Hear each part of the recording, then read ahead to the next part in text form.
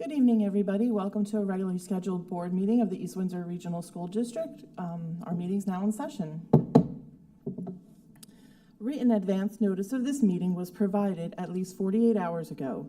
Such notice provided the time, date, and location of this meeting and included the agenda to the extent it was known at the time. Notice of this meeting has been given in accordance with law. Minutes of this meeting are being kept by the board secretary and will be made available promptly to any member of the public requesting them from the board secretary at 25A Leshen Lane, Hightstown, New Jersey. Minutes will be provided at cost and in accordance with board policy. Are there any board members present who believe this meeting to be in violation of the Open Public Meeting Act? There being none, we may proceed. In compliance with the fire code of the state of New Jersey, I call your attention to the emergency exits for this room, which are located in the back, leading to the parking lot and to each side of us. Please stand for the Pledge of Allegiance.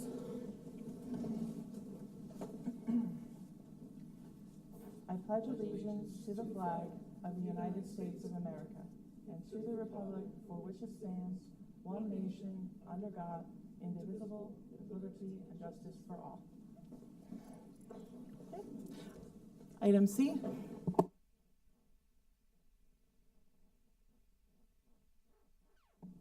Having read the materials received, I move the agenda be approved as submitted. Second. Please poll the board. Ms. Concepcion. Yes. Ms. Drake. Yes.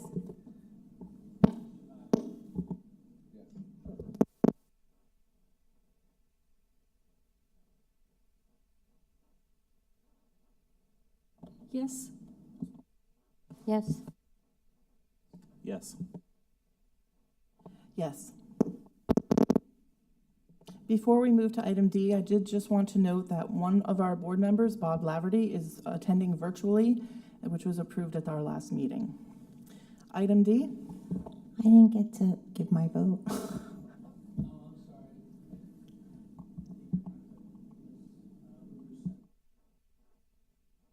Yes. Item D. Be it resolved that the East Windsor Regional School District may hold 2 closed sessions at this meeting. These closed sessions concern personnel, HIB report of March 10th, 2025, and administrative introduction. Minutes of these closed sessions will be made available to the public when the need for confidentiality no longer exists. Second. Poll the board, please.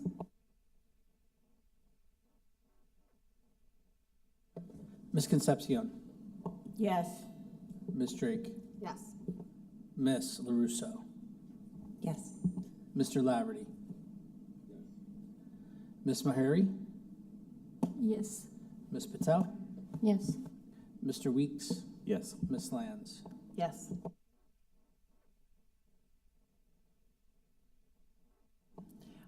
We will now move on to item 2, which is a preliminary budget adoption presentation. Just refresh. My apologies. My board docs agenda needed to refresh. We will now move on to our student representative report.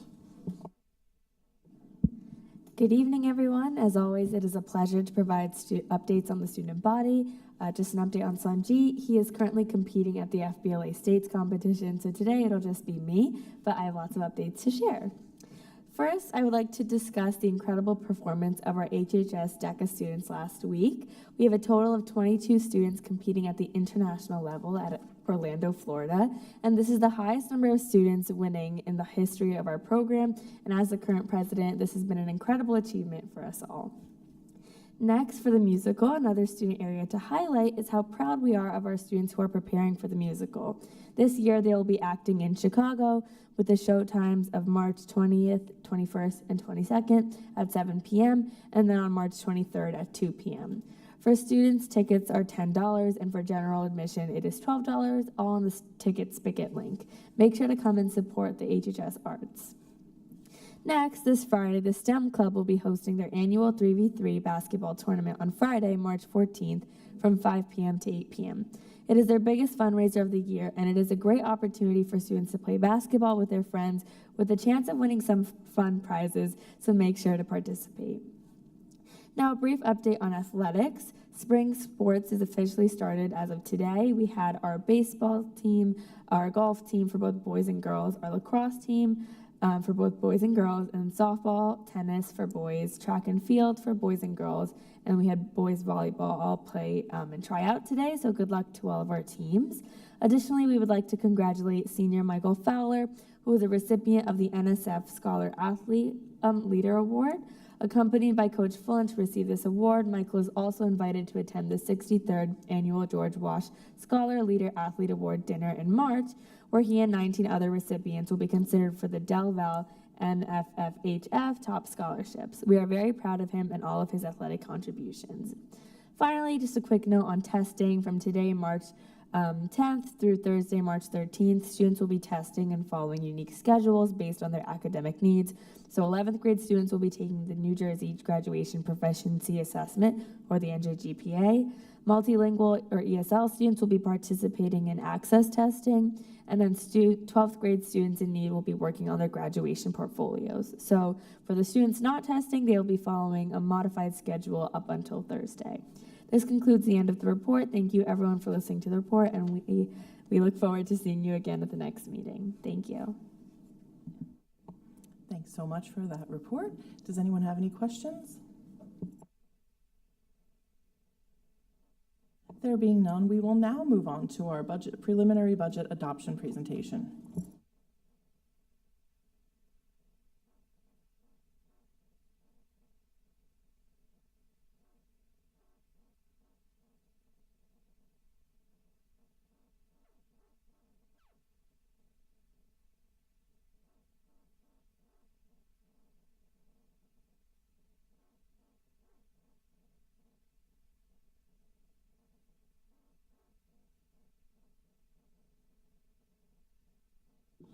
Okay, good evening, everyone.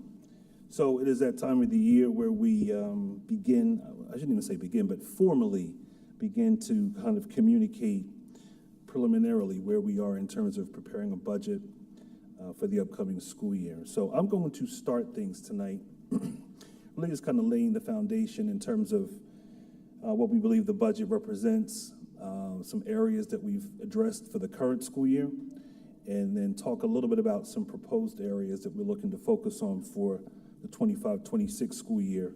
Then I'll turn things over to our business administrator, Paul Todd, who will kind of get into some of the details regarding the numbers and some of the approaches we're looking to take as it relates to kind of crafting a budget. So I'll just talk a little bit about a budget. This is typically what we try to focus on as it relates to what we believe the budget represents. Obviously, there are several areas that we want to consider. For us, obviously, it's a significant planning tool. It enables the school district to operate and have programs to support the needs of our students. Obviously, it reflects our values as a community. We definitely have to prioritize our resources. We also have to contingency plan just in case certain things may surface, certain emergencies and things we need financially. We obviously have to be good stewards of the taxpayer dollar, so we definitely need to be fiscally responsible. And we also just need to make sure that we have some buffers and potential safeguards. So for us, as an educational institution, we are undergirded by a mission statement. The mission statement is here, just in terms of addressing areas that we believe kind of drive where we're going. Obviously, we need to be a safe environment, inclusive, focused on best practices, with obviously the intention of ensuring that our students are building and growing academically, but also social-emotionally, so they can be successful and productive citizens. So that kind of serves as the cornerstone of what we believe the resources are that we will allocate and dedicate to supporting that mission. So just to refresh everyone's memories, last year during this time, throughout this time, but especially during this time, we engaged in the strategic planning process with our community. We had several meetings to shape and create the roadmap for the course of about 5 years regarding what would steer and enable us to kind of have a sense of a pathway towards supporting the needs of our students within the school district. So the first goal area I'll just highlight was student-centered learning. And for each of these goal areas, we have established objectives as well as action plans to support those. We provided an update probably about a month and a half ago, excuse me, regarding the progress in all of the goal areas. So first goal area seems to be understandable, the fact that we are focused on learning, and student-centered learning is goal 1. Just talks about, having rigorous instruction, focused on collaboration, real-world application, engagement, and active inquiry. And just talks a little bit about how we'll measure the growth of our students throughout that process. Second and third goal areas, well, the second one focuses on people, right? The human resource component of the school district, and it'll be staffing. Obviously, we maintain a focus on wanting to recruit, retain staff who reflect the rich background of our student population. Third goal area is connected to community engagement. Our strategic planning process really served as an example of that community engagement, but wanting to make sure that we kind of foster those lasting district-wide relationships, connecting people of diverse backgrounds throughout that continuum of learning within the school district. Fourth goal area was related to facilities and finance. I guess tonight is a finance discussion.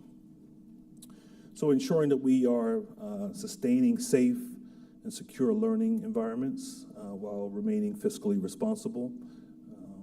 One of the areas that we're looking at is continuing to kind of upgrade our facilities, but we're also seeking some space related to facilities as we're looking at launching our universal preschool. Fifth goal area is related to culture climate. This kind of just reiterating the importance of inclusive and respectful climate for all stakeholders that values the diversity of thought and opinion. So a couple of highlights, or several highlights from the current school year. So these were some areas under the personnel umbrella that we asked the board to support as we were transitioning or preparing for the 24-25 school year. We had some addition of a counselor at the K-2 level, just to kind of support the social emotional development of our students. There was a need for an elementary special educator. We did add a couple of counselors to the middle school for a similar reason in terms of proactively looking to support where students were developmentally. There was a need for a 6-8 language arts teacher. We had some felt need for some educational assistance, mainly in our special education environments at the elementary level. And we did have a need for an additional transportation dispatcher, primarily based on the volume. We're fortunate to have our own fleet in the district and a dispatcher who also can drive when necessary, serve to kind of support that operation within our district. From a facility standpoint, these were some of the areas that we allocated funds for the 24-25 school year. HVAC upgrades in the high school auditorium. Also, the replacement of the scoreboard out at the football stadium that really kind of just is aging and was kind of inconsistently operational. We also are allocated dollars for transformers. We needed to replace some transformers here at the high school, as well as preparing for our e-buses. We needed to have some upgrades at the transportation yard in preparation for those 4 buses, as well as the charging stations that come along with those. The Ethel McKnight School, we needed to replace the blacktop on the playground, which was just worn and aged. In addition to at GNR, we had to kind of modify, upgrade, and make more inclusive our pre-K playground environment. So kind of had to change the location of that, but also needed to invest in some new equipment. We also needed to identify a new home for our central registration team and Buildings and Grounds Department leadership who currently reside in the White House, which is a very old building. So if you recall, the board will recall that we have identified a property that we're in the process of finalizing the purchase in Heightstown, which we're excited about, and which will enable us to kind of shift those folks into a more up-to-date structure that I think will be a better work environment. In terms of, I guess I'll just talk about where we are. So typically when we talk about the budget, so right now you're looking at highlights from the 24-25 budget, which is typically it's this school year. Those projects typically will be slated to begin either towards the end of the school year or the summer. So when you think about, so as we're going to talk tonight about, the 25-26 budget, typically those facilities projects will not begin until 26. So these projects here will be summer 2025 projects. Obviously, we're in the process of planning those. Obviously, I referenced the property connected to central registration, but in terms of projects, those will be summer projects. So as we look ahead in terms of the budget that we're in the process of preparing now for the 2025-2026 school year, not too much in the name of personnel.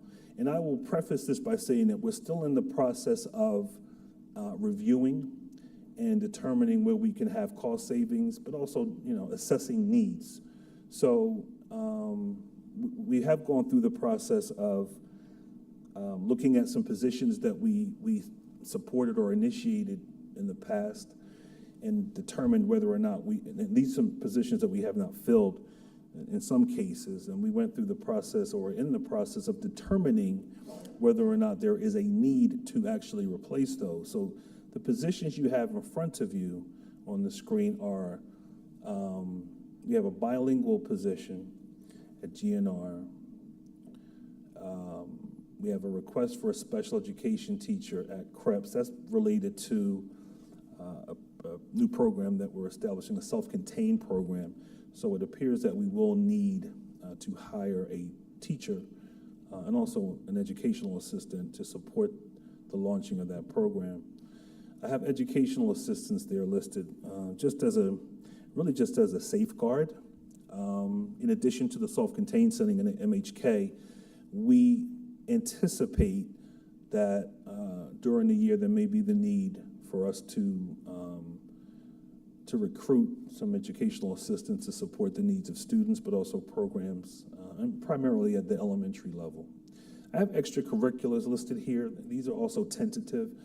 If you recall, the board was supportive in us establishing a middle school football program that launched this current school year. As we were in the process of identifying interest for football and other things, we discovered last year the potential need to establish a lacrosse program at the middle school.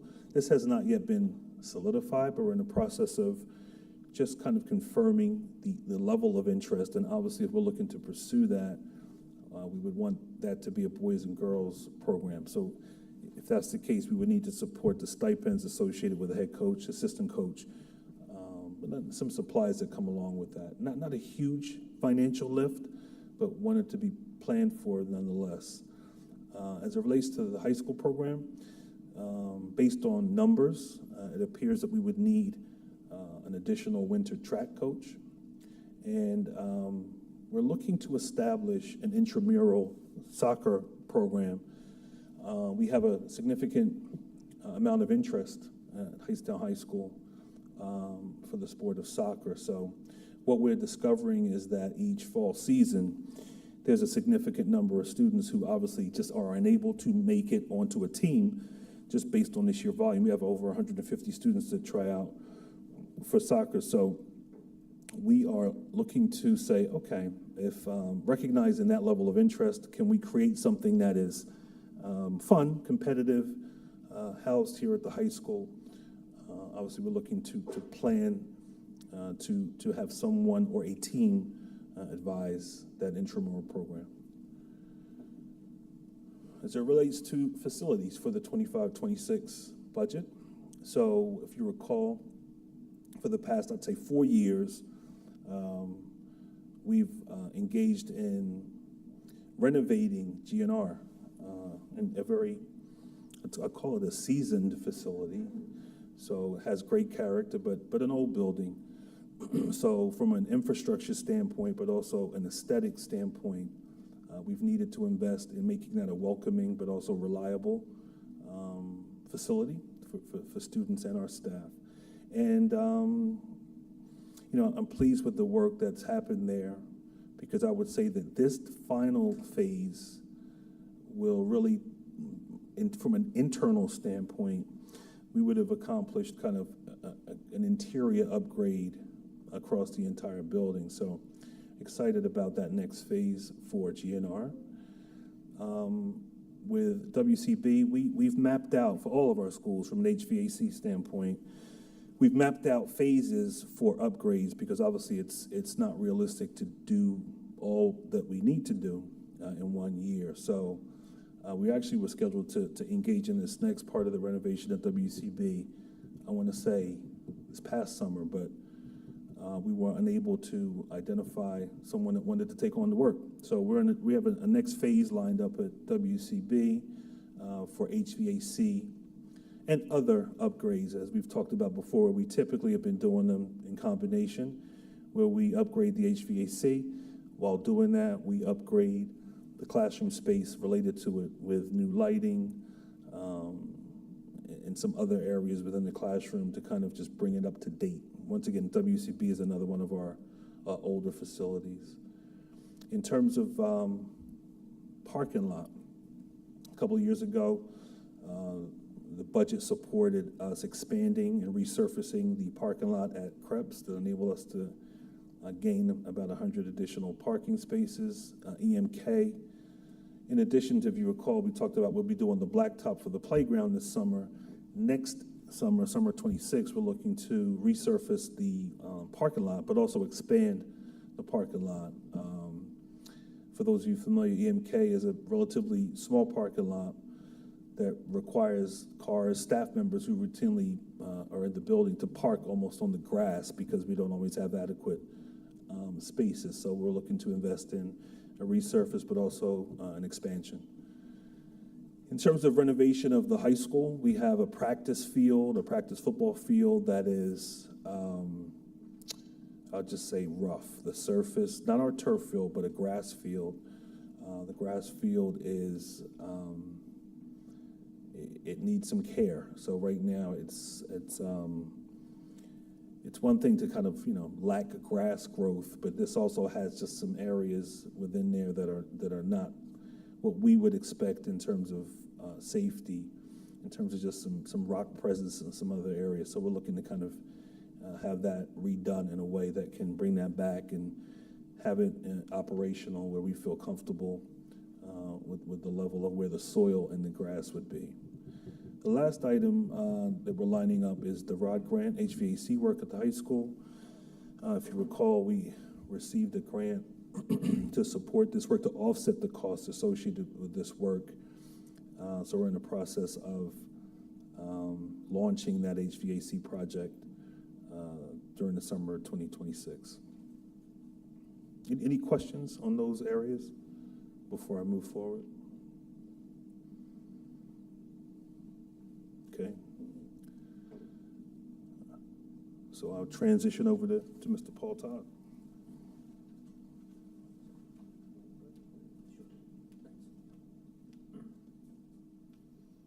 All right, thank you, Mr. Daniels.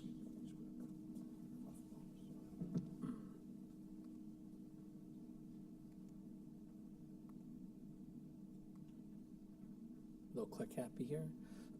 Okay, so what does our budget process look like? So every year we like to say that we have a data-driven budget process. School and departments build budgets, zero-based budgeting from the ground up. We don't just take last year's budget, throw 2% on it, move forward. So we ask everyone to go back, review your budgets, and let's start over. Also, really, as you know, schools are labor intensive.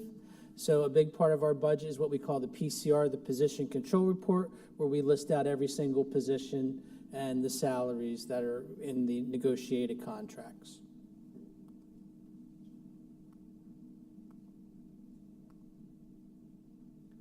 Okay. So as you heard from Mr. Daniels' update and read in the newspaper, we lost about $780,000 in state aid. That's on top of the $2 million that we lost last year. Now, just to remind everyone, that $2 million wasn't something that we already had, but we were promised that as part of the governor's budget address, and that changed last minute. We were surprised, as many districts in New Jersey were surprised, just because of the way the funding formula works, and people really don't understand it and can't explain it. But I will do my best to tell you the where, but in the numbers and how they use some of their formulas, it's a little convoluted and no one really understands how they get to their numbers sometimes. So anyway, our biggest source of aid is called equalization aid. Equalization aid is aid that's intended to equalize funding, or basically your ability to pay, from some of the districts who are more affluent and have the ability to pay, and some of the districts which do not. And equalization aid tries to balance that playing field between all those different school districts. So there's two components to this. The first part is what they call the adequacy budget. And our adequacy budget is really just a funding formula where the state takes our number of kids, and then based on certain allowances, they work up to a number where they say, this is the budget we think you should have. And those are the numbers going past 3 years. So going back to the 24 budget year, we were at 99 million. And as we move forward this year, the calculation by the state was 114 million. And then you can see the growth of that adequacy budget every year, 8%, 7%, 7%. So that growth has been very steady. What has really been changed for us is our local fair share, as we talked about last year. And I'm going to dive in the next slide what that means, because there's a couple components to that. And you can see the extraordinary growth that has really taken off. 3 years ago, that was 58 million. Now we're up to 76 million. And if you look at the percent increases, 10, 14, 14, those are very large increases. But really what you want to look at is the growth in the adequacy budget compared to the local fair share. So if you look at FY24, we saw the adequacy budget went up 8.6%, and our local fair share went up a little more than 10%. So pretty close, a couple percentage points, no big deal. That's why we didn't really notice anything. However, last year when we got our big shock, look at the percent change in the adequacy compared to our local fair share. It almost doubled. So while our adequacy budget grew 7%, our local fair share grew 14%. It doubled it. That's why we lost $2 million last year. Same thing happened this year. Grew another 14% compared to a 7% change in the adequacy, which is why we lost another $800,000.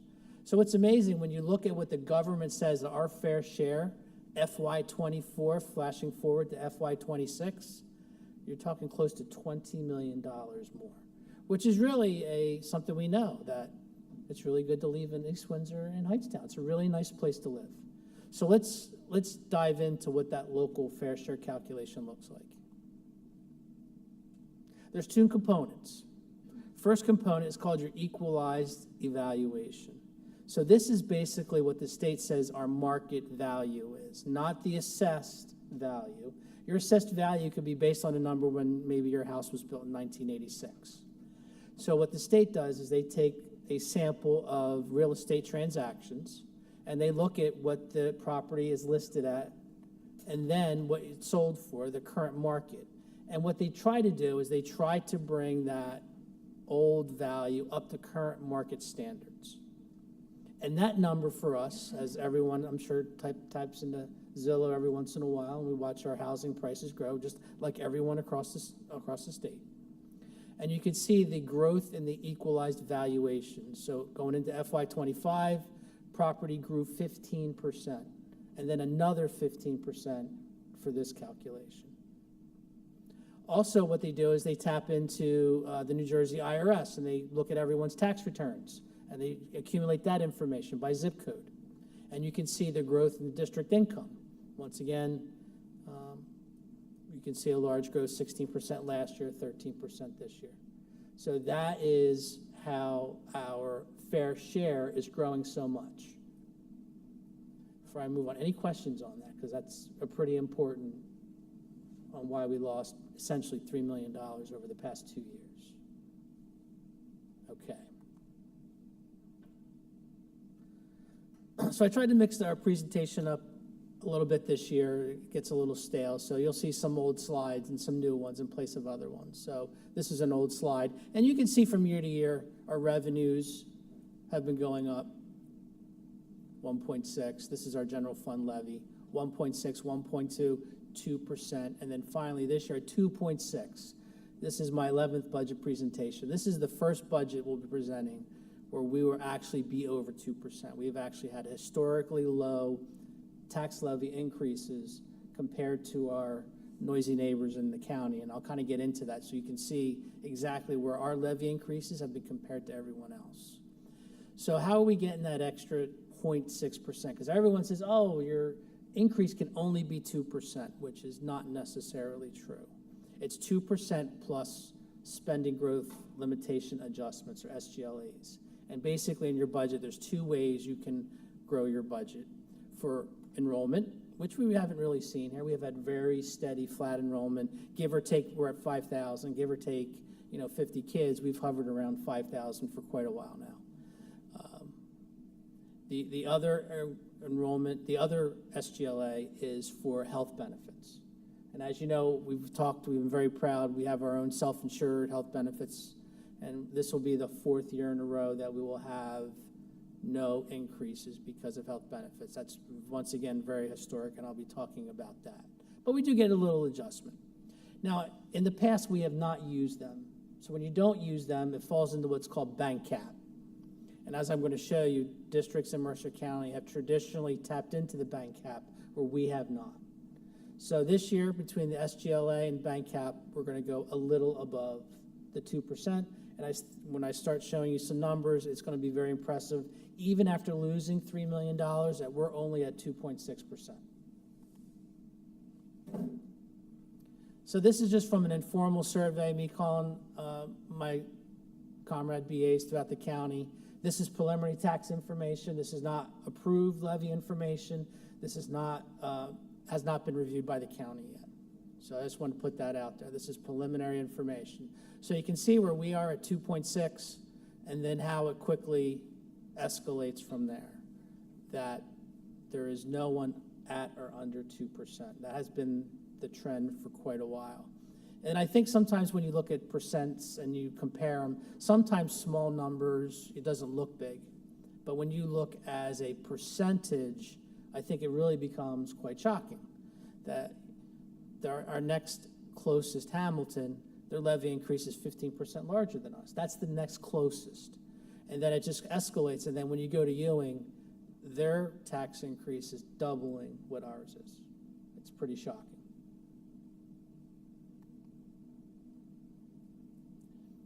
So there's something called the user-friendly budget, which you can get on the state. You can go in the past 5 years for every district in the state. So I pulled Mercer counties, and I looked at the levy from 2022 and tracked it through 25, excuse me. That's 3 fiscal years. That's 3 years of growth. We are the only district in the county who has an under 2% levy growth over that period of time. We're at 1.6%. Once again, our closest is Hamilton, and their levy increase is 50% greater than what we've looked at. And then the numbers quickly just escalate from there. There's no one even close. And when you look at Port Robbinsville, I mean, I'm sure everyone's familiar with the problems they're having next door. Their increase is 200% larger than ours. So I think when you look at the value proposition and what we have to offer compared to what we ask for our taxpayers, over the recent past, we have been, to say reasonable is very an understatement. So just some revenue points of interest. So we are at our 2% levy, and on top of that, I talked about the bank cap and the SGLA. We're asking for an additional $427,000. That's your 0.6. This is not new. It started last year, but everyone, I guess, has seen that interest rates in the bank accounts has increased.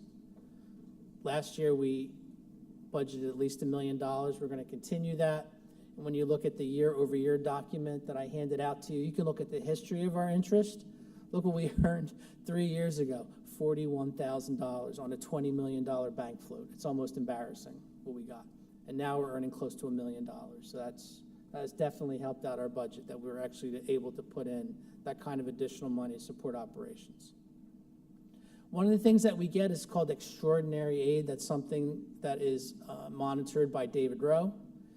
Every year we get to submit to the state extraordinary costs for special education. It's usually out-of-district placements, and then we get money back for that. Historically, once again, you can look in the revenue section of the document we've handed out. When you can, districts do not budget the full amount of that extraordinary aid because you never know what's going to come through the door. So we've always been very conservative with that number. We've probably received $800,000 to $1 million. We start off with a budget of around $200,000. But as things have changed, as we start to normalize, as we come off those big state aid increases, we now have to kind of do things that other districts have been doing for years. And one of those is recognizing a larger piece of the extraordinary aid. So moving forward, we're going to treat extraordinary aid just like we do our IDA funding, where we budget 85% of the amount we received the year before. So we're still trying to be conservative and not recognize the whole amount. So this year, to help us out, we picked up another $675,000 in revenue to help offset the expenses. And then finally, as we know, we lost $782,000 in state aid. So those are the major changes with our revenue. Here's our total budget breakdown. Once again, when you take a look at 23-24 with an 8% growth, mostly that was because of capital projects. But when you look outside of that, our overall growth in the budget is not, extraordinary. We're usually talking somewhere around 2% in overall spending. So it's very reasonable when you consider inflation and what everything's costing these days. I don't know where else you're going to get a 2.5 inflation factor. So once again, I think that's a feather in our cap. All right, so one of the things I said I'd like to do a little differently this year, every year around December, Mark and I get summoned down to the county office, and we have a budget walkthrough just to talk about current financial conditions, what-if scenarios, and they look at some factors. And there's a guide out there. You can find it on the Department of Ed website. It's called the Taxpayer Guide to Educational Spending, or the TGES. And it lists about 20 different factors for every single district in the state. What's great is they have this in Excel. So I can burrow down into that. So what we want to do is we want to compare us to like structures. So I can tell you there are 92 school districts who fit the same operating structure that we have. The first one is, are you a K through 12? Are you a K through 6? Are you a regional high school district? And you're able to group everyone that way. So we are in a grouping of K through 12, and then they go by your enrollment. First enrollment level cuts off around 800, then it goes from 800 to about 3,500, and then everyone else over 3,500. So just to let you know, in Mercer County, enrollment-wise, you have the big three: West Windsor, Trenton, Hamilton, all 10,000, not in our kind of area. Then comes us. We're about 5,000 kids, so we're kind of unique in Mercer County. And then after us, everyone else in the county is 3,000 something. I'll say on average 3,500. So the average Mercer County district, taking out the big three, we're 50% larger than them. So we do not necessarily line up with them. So I can tell you there's 92 school districts that are K through 12, over 3,500 kids. So that's who we're going to be comparing ourselves to. And I think what the amazing thing, when you look at this first number, statistically speaking, it's a 0. The difference is way out in the decimal, so it doesn't even round. When you look at what we're spending budgetarily per pupil, I would say statistically we're spending what everyone else is, the average of those 92 districts, which makes the rest of this comparison real easy because there really isn't anything we have to adjust for.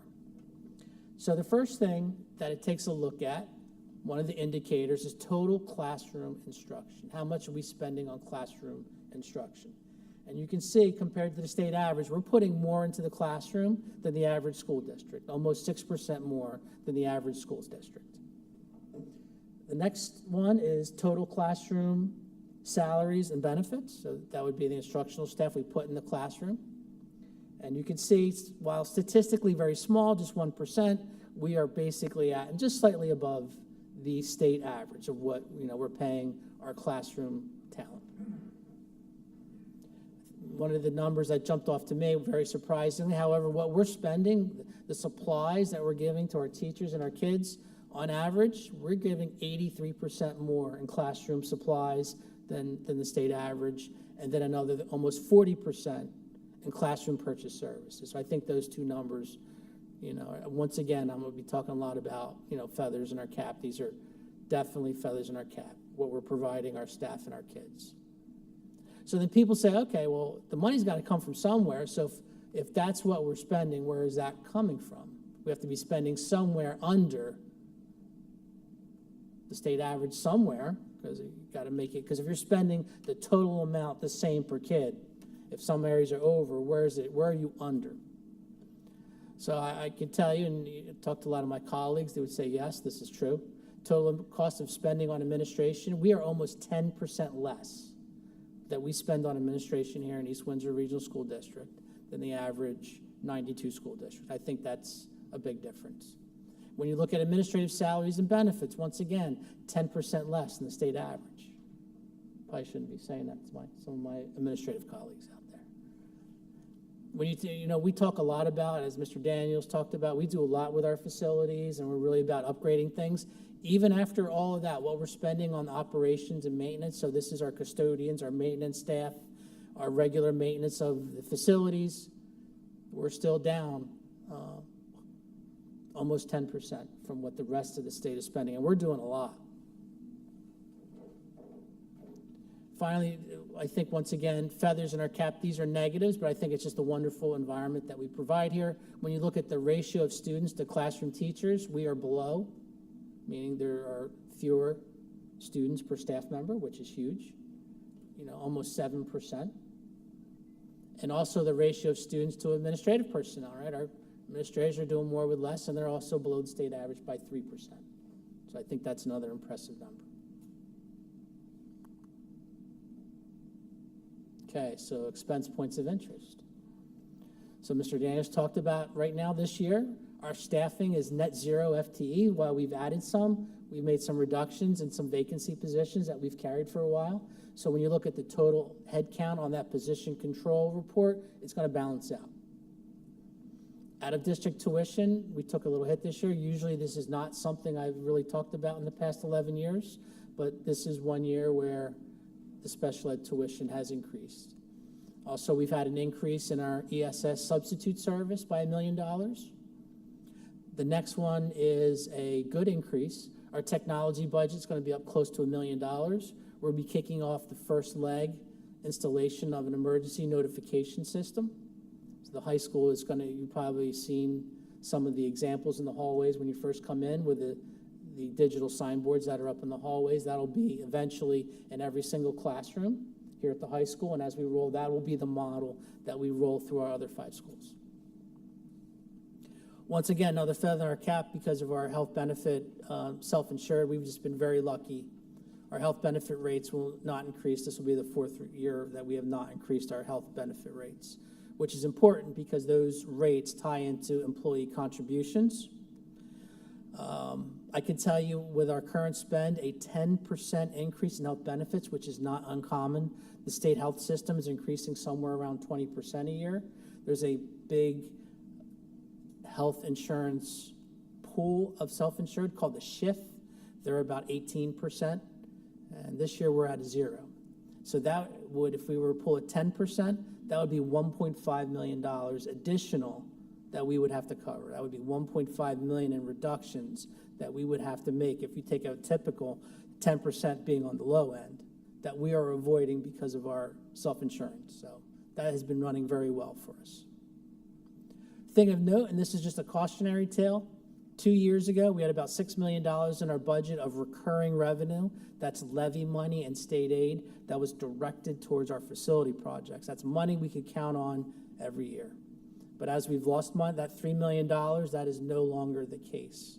So right now, our facility projects, and this will be the case moving forward, anything that we do comes from non-recurring revenue. That's at the end of the year, we have a few dollars. We take that, we transfer it in the capital reserve. You'll see that as a line item in our revenues, that we're taking money out of capital reserve to fund our process. And also, we take some additional fund balances at the end of the year, move that forward. But the important note is those are non-recurring. Those funds dry up as our budgets become tighter as years go on and we move further away from these years of the very big state aid increases we have.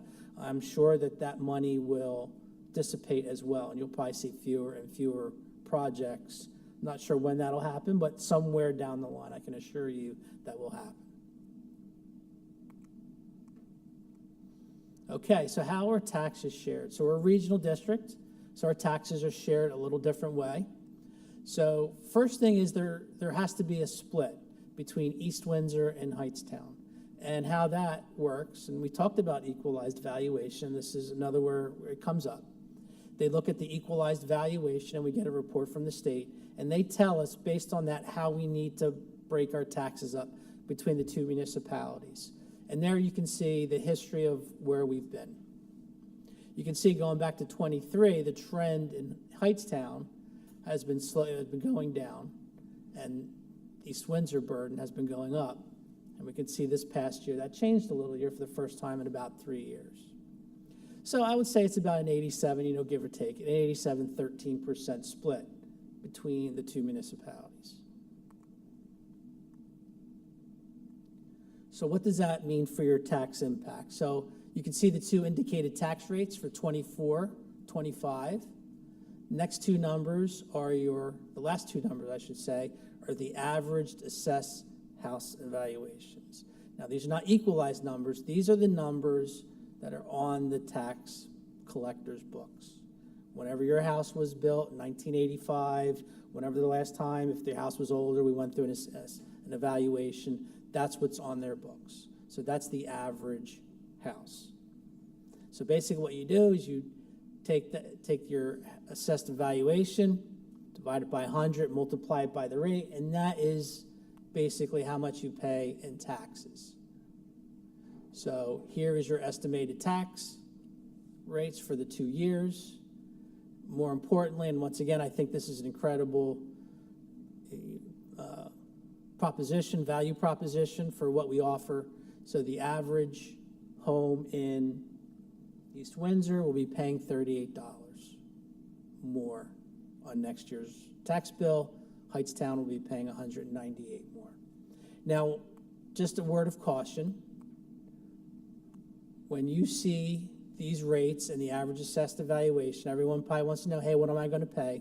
Please do not go home, pull up Zillow, and whatever number is there, multiply by those tax rates, because you're going to give yourself quite a shock. That's not what you want to do. So you almost need to, if you don't have your last tax bill, call your tax collector and ask them what your assessed evaluation is, not your current property value. And with that said, what are our next steps? So we'll have a vote tonight on our preliminary budget. If that passes, we will send it to the county. We have to the 19th to do that, so the business office has quite a bit of work to get still our supporting documentation in shape. So by the 19th, we need to have that down at the county office for review. They'll go through. They might make some changes. We're going to come back on April 28th, and that is when we will have our public budget adoption. So between now and then, we will continue to review the data, spending trends.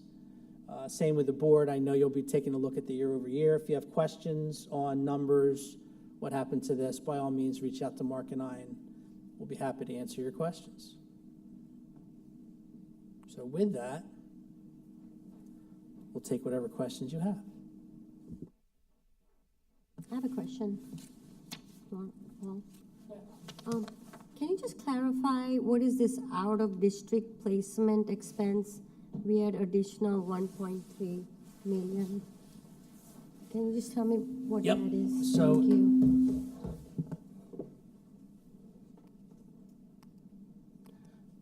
So if you remember, I went back to expense points of interest.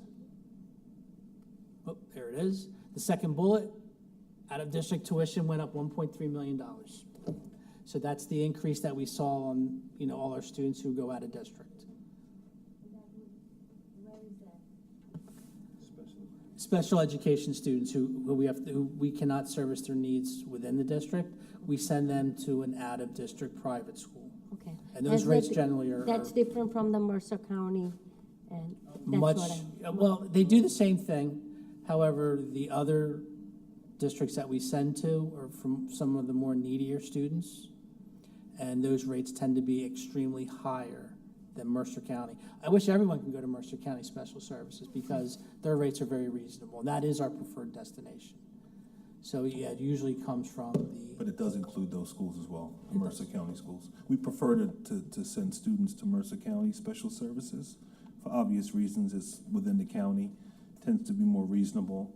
But, as Paul said, some of our students have more unique needs, and they need a more specialized program. So it's a combination of students who are attending those schools and the tuition increases that those schools are charging Yeah. us. Okay, all right, thank you.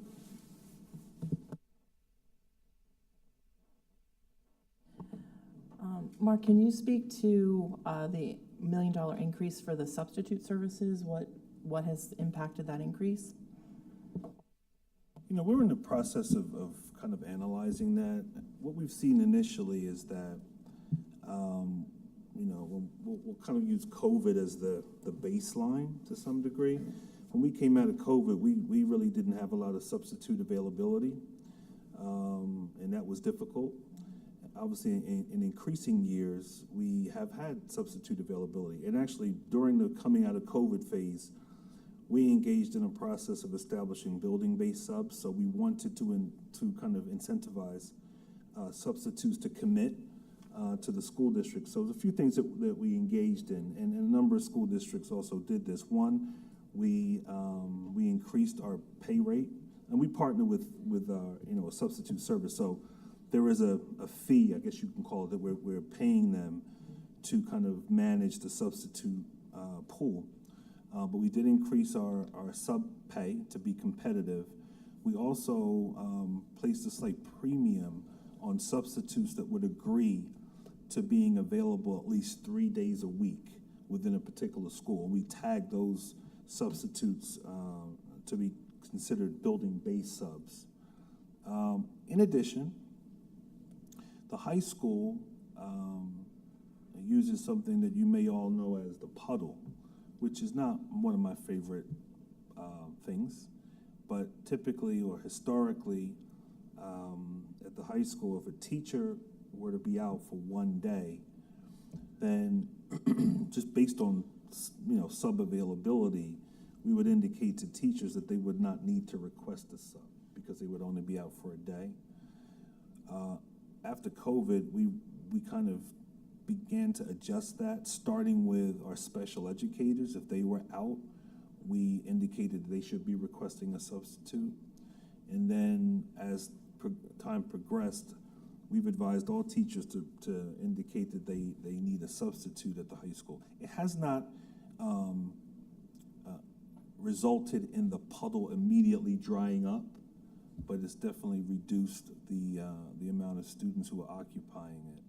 So I think what we've noticed is that definitely at the high school, increased substitute availability is a variable that I think has increased the pricing here, the cost factor associated with it. I will also say our building-based subs, and we're taking a look at that right now. As much as we appreciate that, we're watching that. And also what we're watching is just attendance overall, right? Because, we can only use, we only need to use a substitute service if substitutes are needed. So we're in the process of assessing that. But I do think, the building-based sub need that we had, and also the increased, I'll call it access or requests for substitutes at the high school, I think, are contributing factors to that. But I'll get back to the board with a little bit more of a specific cause and how we're looking to remedy that moving forward. Okay, I appreciate that. Have we seen an increase? I know you were looking into it, but an increase in attendance going, attendance not, people not being in attendance. Absenteeism. Absenteeism, thank you very much. No, you know what, I'll Based get on back. the change in the state law? I'll get back to you. Okay, I'll get back thanks. to you. We're kind of like, we're doing some comparison data right now, 3 to 5 year look back. Okay, thanks. But overall, thank you. This is very informative, and there's lots of great points on here where we are still saving money despite losing money from the state aid. Thank you.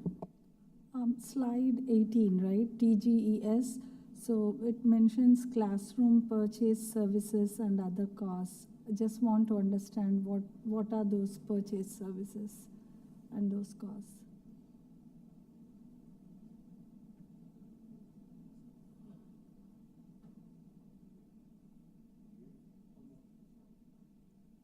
TGES, yeah, the last one.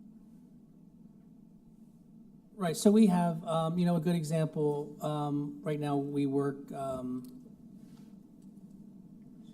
what? The purchase service, yeah, what's the writing part, Written out loud. written out. So like, we have like written out loud. So sometimes we bring in, companies to work with our students to provide educational service. So we have a program called Written Out Loud. This is a great example. And they come in and they work with our young readers, and they actually make them published authors. So they work with students and they publish books. We just had an event, probably a few weeks ago, where we had a presentation in this room. It was standing room only. So stuff like that we bring in that supplement the services. Speakers or like authors, those kind.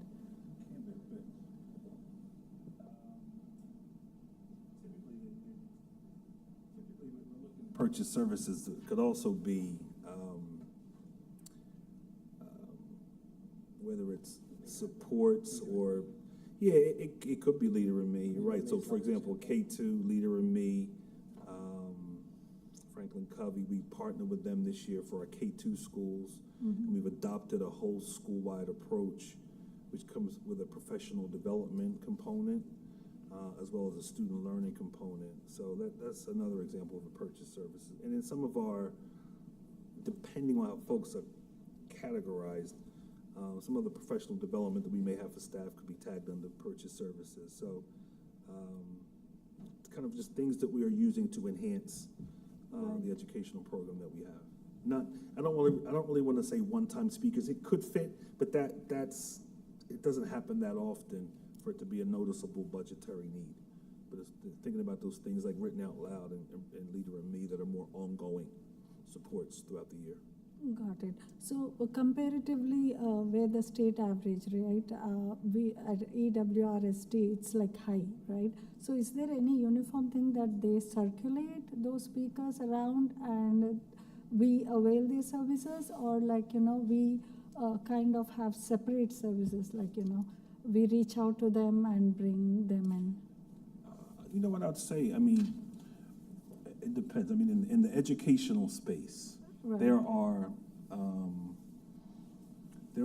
certain, I'll call them vendors or service providers that we become aware of either through participation at a conference, through participation at a roundtable, superintendent's roundtable meeting, where there could be a group presenting, or schools that have used something that we think is valuable, and you kind of share that information. Sometimes and oftentimes if we're going to explore something, like, for example, I was at a conference at the end of the year, came across an approach to support the teaching of math. So we engaged in some meetings with this particular company. Obviously, we weren't looking to partner with them to replace what we do, but to supplement what we do.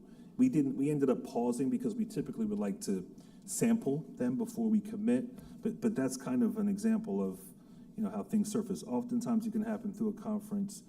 Oftentimes it's a best practice, and we're like out there exploring what we think we can do based on a felt need within a school or department or a classroom, and then we do our research. We try to vet to ensure that we've got something that we're going to commit to financially that we think has some academic benefit to students.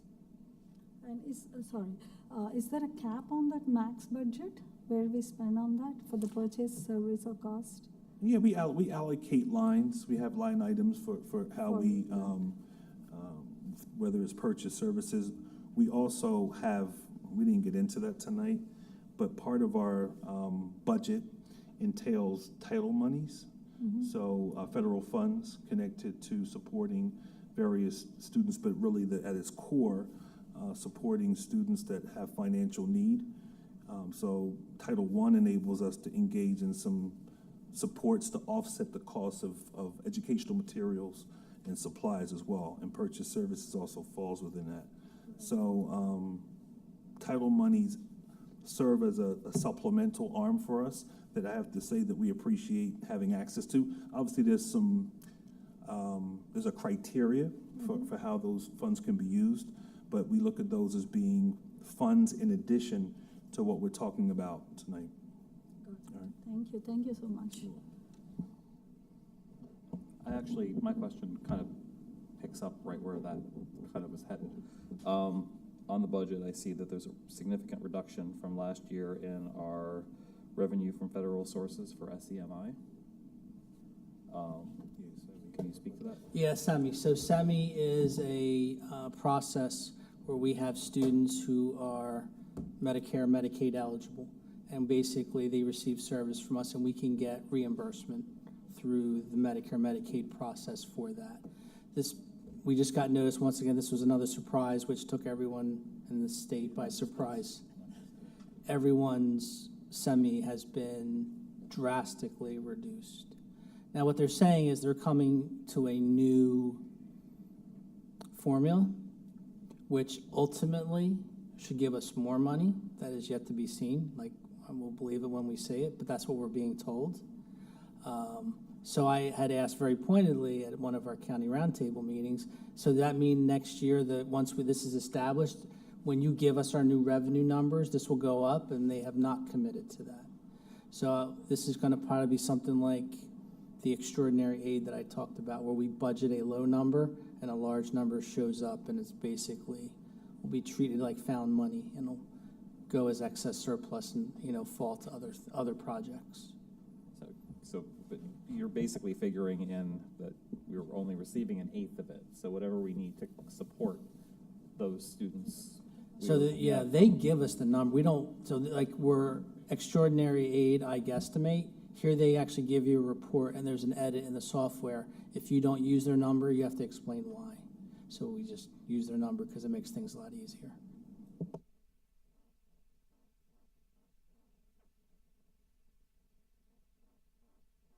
Any other questions? If you have them, obviously you know who to reach out to. All right.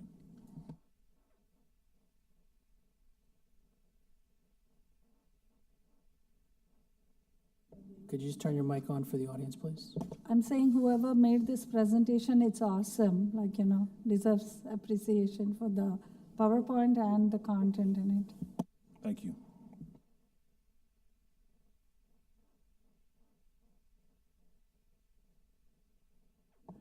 Thank you very much. Okay, if no one has any more questions, we'll move on to item 4, Superintendent's Report.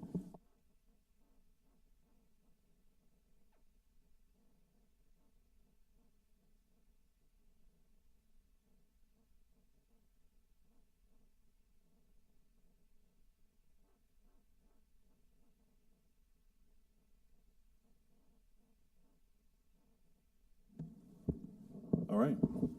So good evening again. Just a few updates this evening. I will begin just by thanking Sanjana this evening for her always informative student representative report. Definitely appreciate that student voice throughout the school year, so thank you. Also do want to just thank our business office and business administrator, Paul Todd, really just for the budget preparation and management throughout the year. It's a collective effort to develop and also kind of just process the budget throughout the year, and there are multiple hands that play a role in that. But I do believe that the business department, the business office, kind of serves as the kind of the gatekeepers and the shepherds of that, led by Paul. So definitely appreciate his leadership, kind of keeping us all in line there with the budget. Just want to talk a little bit about the middle school principal position. So on tonight's agenda, there's a recommendation for the principal of Melvin H. Krebs Middle School. I'm excited to share the pending board approval. Dr. Alba Lugo will be appointed as the next principal of Melvin H. Krebs Middle School. Dr. Lugo currently serves as the principal of Lindenwold Middle School in Camden County. Dr. Lugo has also served as an assistant principal in New Brunswick Public Schools and a world language teacher in the East Brunswick Public Schools. So after participating in a rigorous and thorough selection process with a pool of quality candidates, Alba has emerged with the appropriate disposition, experience, skill set, vision needed to nurture and navigate the continued educational journey and growth of Melvin H. Krebs Middle School. Just want to give a little plug here to, this is connected to our strategic plan, Goal 5, Culture Climate. We shared this before, but we recently, and we're in the process actually, of engaging our students in grades 3 through 12 in the New Jersey School Climate Survey. That's a tool that's been developed with Rutgers in partnership with the New Jersey Department of Education. Obviously, the main goal of that survey is to gain multiple perspectives on school climate. So in addition to our students completing that and providing us with some feedback, which will enable us to identify some areas of strength, but obviously areas for growth. We're excited about just getting a sense of what that data will yield. In addition to student feedback, the survey process will also entail feedback from our staff. So we're in the process of completing that. Some schools have completed it. Some schools have yet to complete it, but we should be done. Our goal is to complete that by the end of this month. The third arm is related to families, or I'll call them parents, right? So we want some parent feedback. So I'm putting out a little ad here. So we have sent the information home to families, asking them to complete the survey. I realize people are busy, so it's probably not always something that's top of mind, but we would appreciate getting some parental feedback. The survey is anonymous. It shouldn't take more than about 20 minutes to complete it. It's voluntary, but once again, we will take this feedback from families, and I think it ultimately focuses on viewpoints on school safety, teaching and learning, relationships. But I think it's important to get a parental voice as it relates to completing that. And once again, it will enable us to assess where we are, to continue to build on areas that we think are strong, but also will provide some feedback for us in terms of ways in which we can enhance our school environments, okay? So I would urge folks to complete that.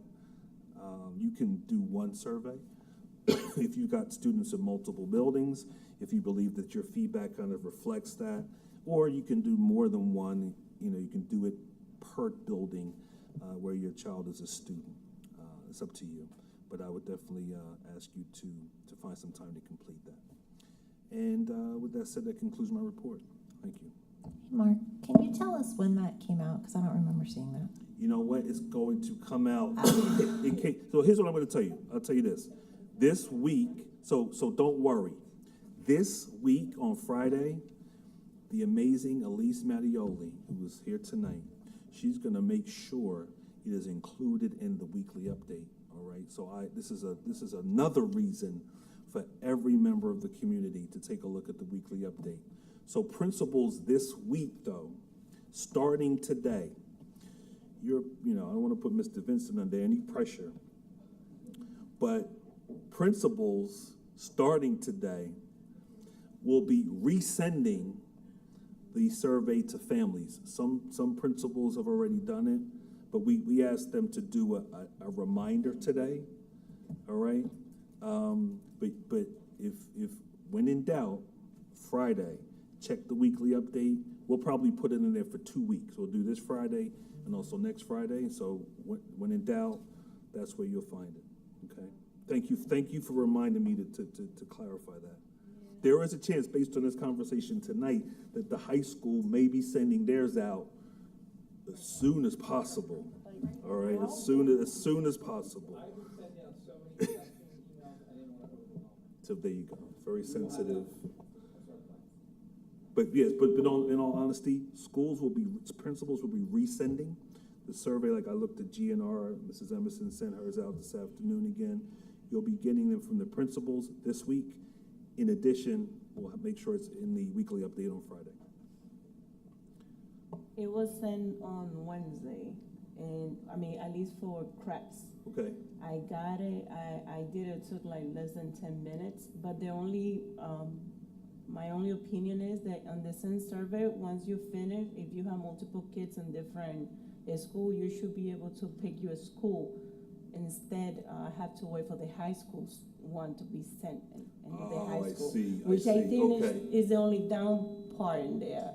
So if I'm done with the middle school, I should be able to finish that, go back, pick the high school, and then do the one for the high school and get it done instead of waiting for the high school. But I was told it's coming on soon. It is. But so what I'll say to you is, that's good feedback. Because this is the first time that we've done this and we don't create it, we don't have the ability to manipulate it like that. So knowing that, I think if we do it again, I think we'll make sure that we just coordinate when we send it out at the same time. And it'll just be, but I don't think we're in a position to alter the structure of the survey and how it's delivered. We can't manipulate that, so I can't create a drop-down menu. But we can explore that. If we created the survey, we could do that. We're just disseminating, all right? But I appreciate that feedback. Mark, I had a couple of questions. This survey, for the younger kids, I'm hoping it's not 20 minutes for the little ones. I'm hoping this is done online survey for the kids to take. And when do they take it? And what's the timeline like for a third grader versus a middle schooler?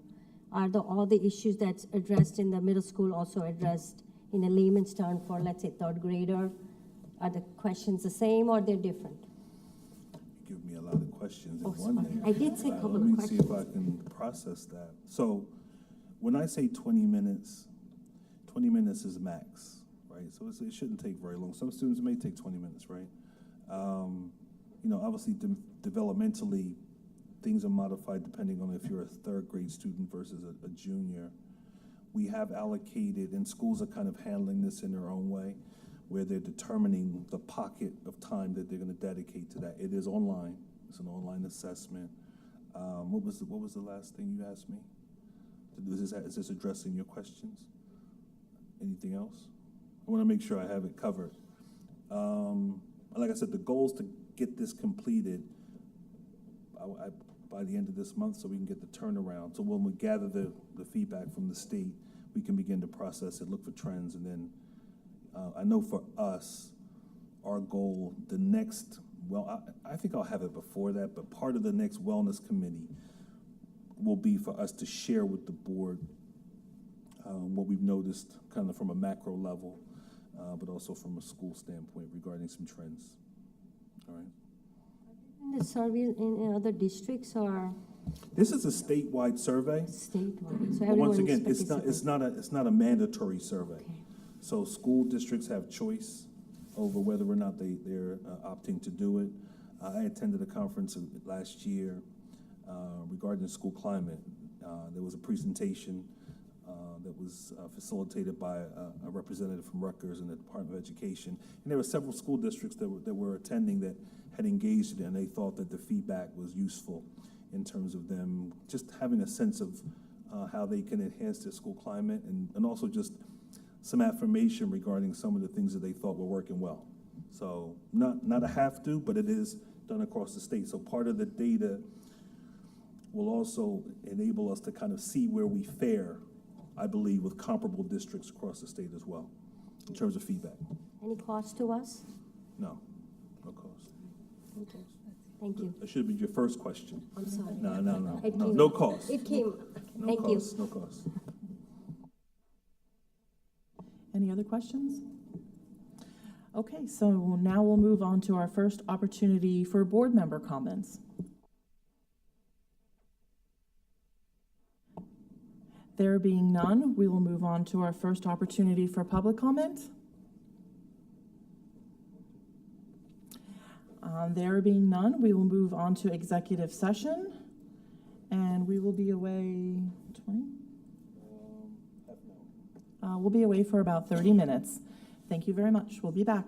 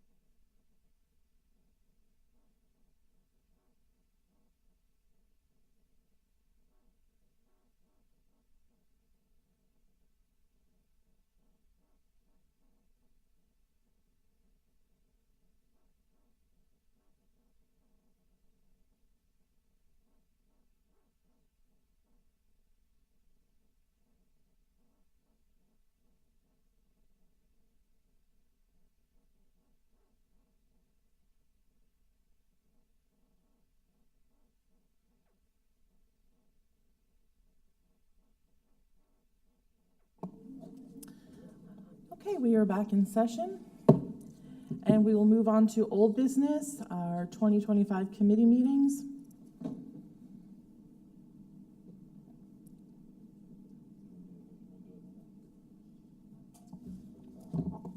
Yeah, I can, so, the curriculum committee met, last, it feels like it was Tuesday. We reviewed the policies that are up for first reading this week, and we also discussed, resuming the policy audit that was begun last year. We will continue with the review, with our next meeting coming up in, the 24th. Wellness got moved, it didn't meet today.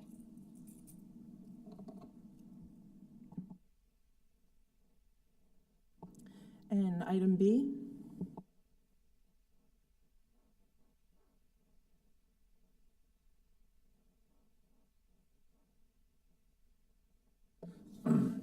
So item B is about Oprah. You know, we've talked a little bit about the uptick in the Oprah that we've seen.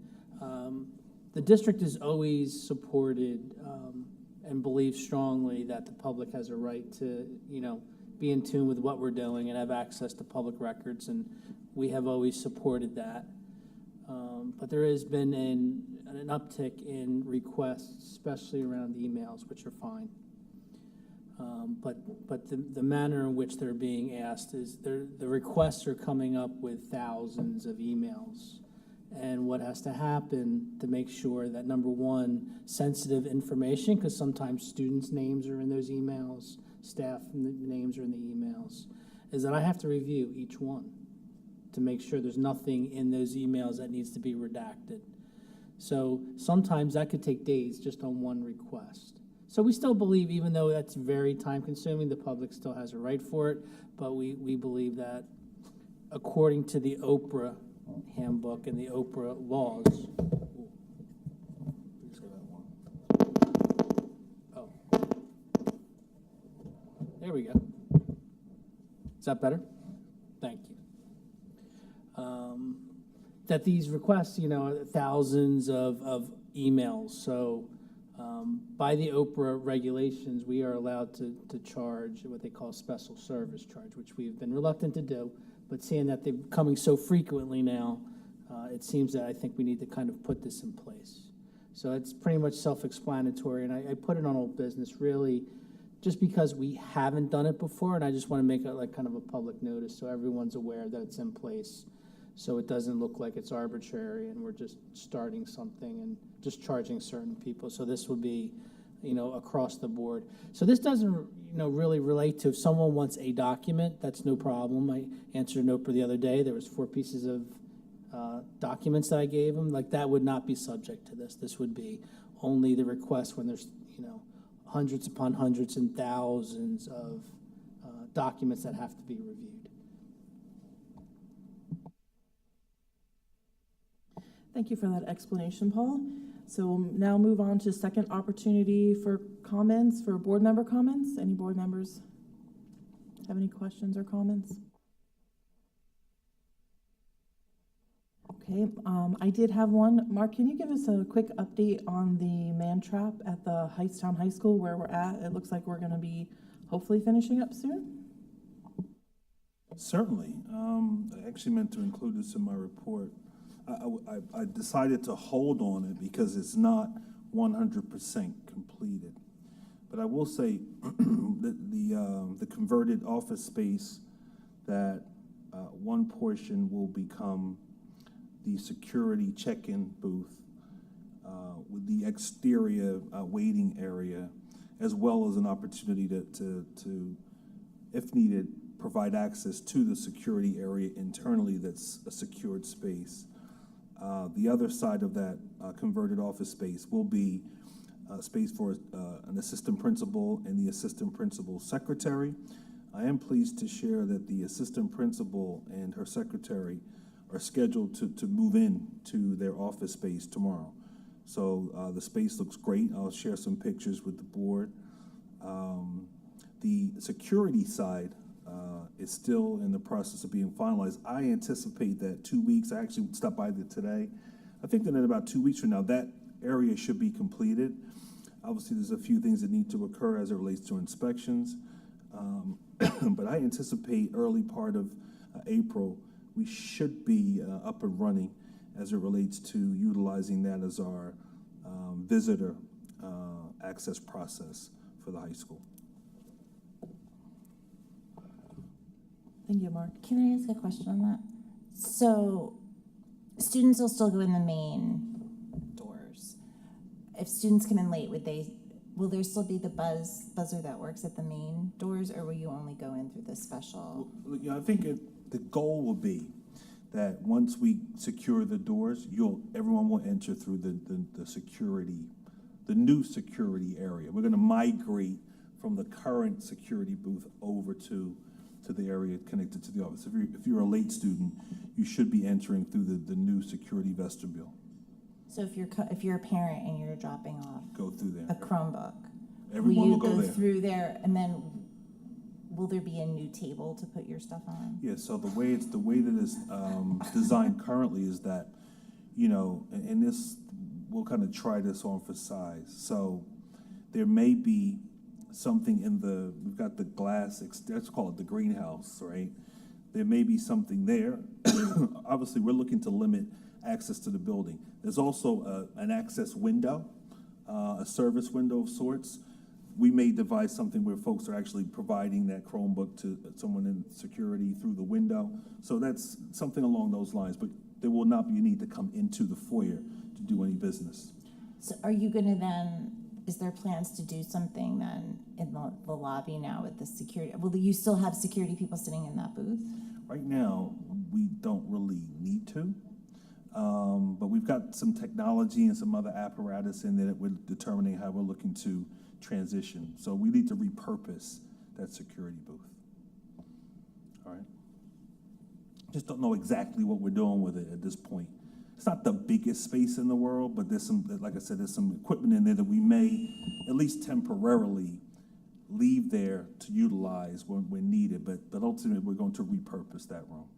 I think it would be such a great opportunity to redecorate that lobby. Oh, I think 'cause we will. Yes, we will.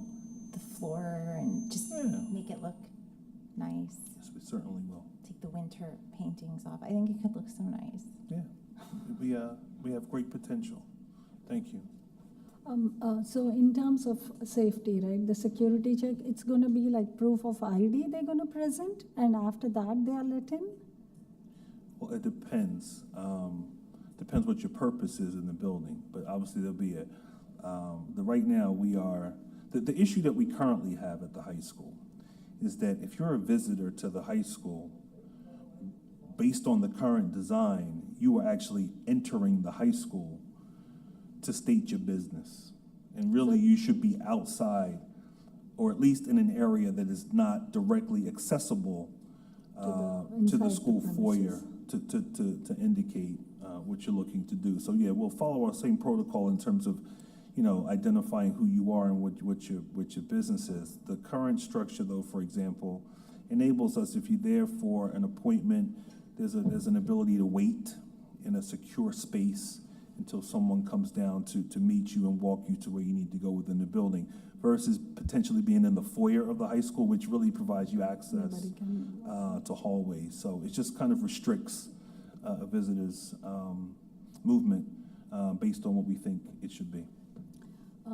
Safety being first priority, right? So any steps or any ideas around where anybody, if somebody brings weapons, how is it being handled, or till now, no clue? Yeah, so if you're asking me about detection Right. apparatus, Yeah. we've explored options for that. We can have some further conversation as a board. I'm not recommending that at this point. I'll be frank, I don't want to treat our children like they're in a jail. And I think we have expectations that students should not be bringing those items to school. I don't want to be I don't think it's healthy to be in an environment where students are walking through metal detectors each day as they come to school. That does not convey, in my opinion, a sense of welcome and trust. However, I'm also a realist, and I know that it can only take one unfortunate circumstance for us to potentially rethink that. So right now, we do not have definitive plans to have detection equipment, but I would not completely rule that out as we move further down the road. Fortunately, in our community, that has not been something that we've had to deal with firsthand. But I realize we're in America, and we're Right. not immune to Cannot some of those potential ills take a that risk, that right. can occur. But no. So to answer your question, we have not had definitive nothing. plans to put that in place at this time. Yeah, I think that's a point for discussion for future, Certainly, right? Certainly, Yeah. certainly. Thank you. Any other board member comments? There being none, we'll open up a second opportunity for public comments. Any members of the public wish to comment?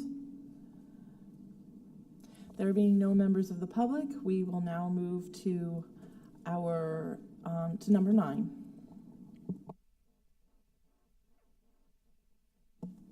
Policies to be abolished. A, policy 0164.6, remote public board meetings during a declared emergency. Second. Poll the board, please.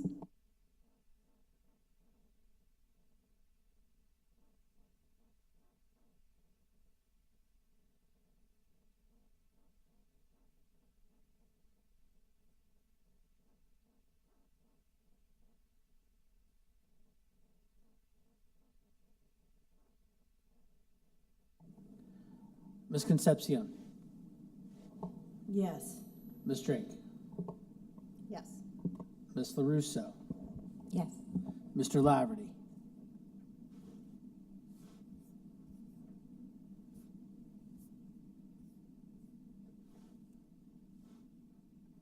Mr. Laverty. We're working it out. Ms. Mahari, Yes. Ms. Patel, Yes. Ms. Weeks, Mr. Weeks, sorry, sir, Yes. Ms. Lance, Yes.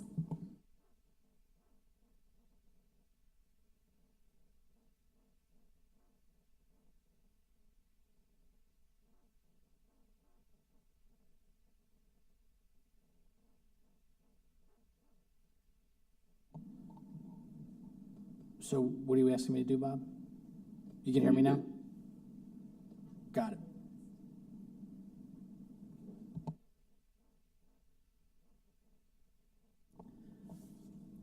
Okay. Item 10.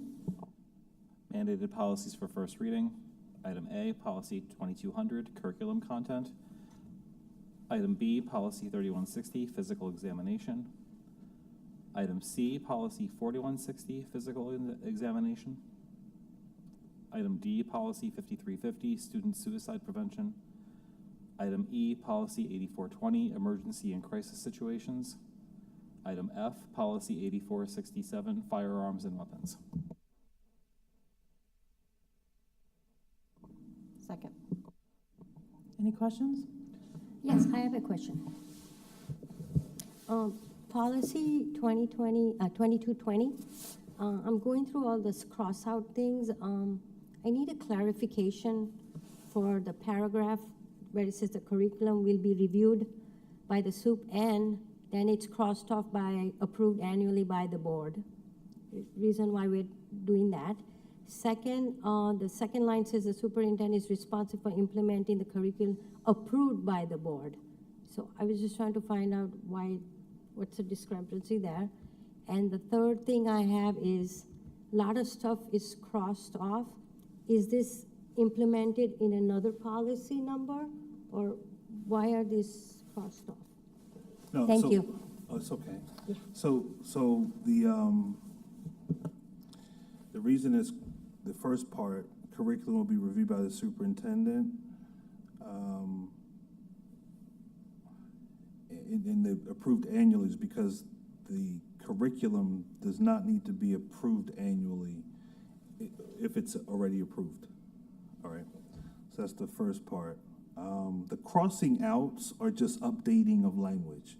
So the crossing out, excuse me, was actually done by Strauss Esme, related to just some of the modifications. For example, curriculum content standards has been crossed out, which is outdated language, and that's been replaced with student learning standards.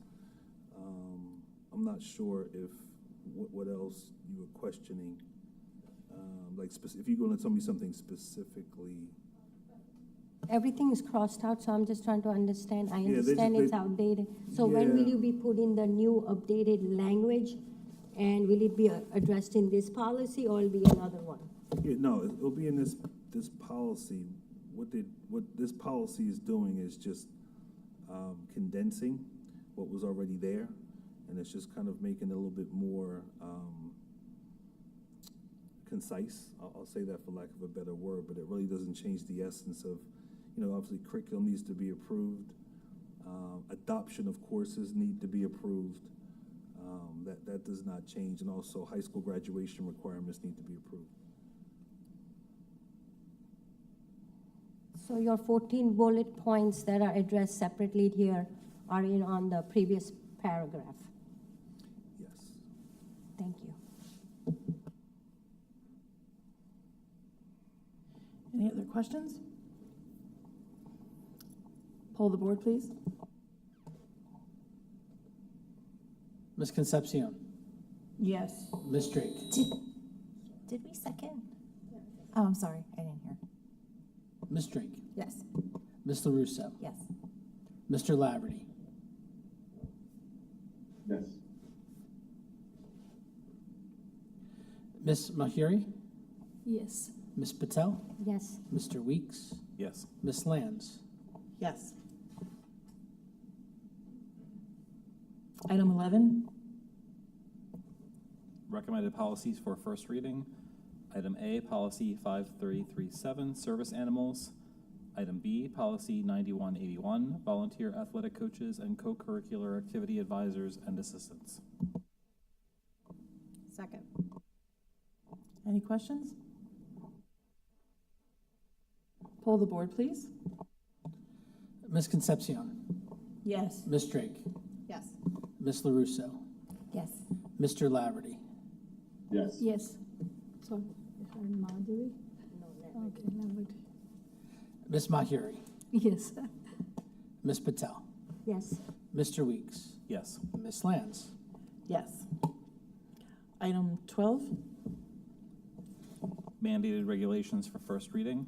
Item A, Regulation 4160, Physical Examination. Item B, Regulation 5200, Attendance. Item C, Regulation 8467, Firearms and Weapons. Item D, Regulation 3160, Physical Examination. Second. any questions? Poll the board, please.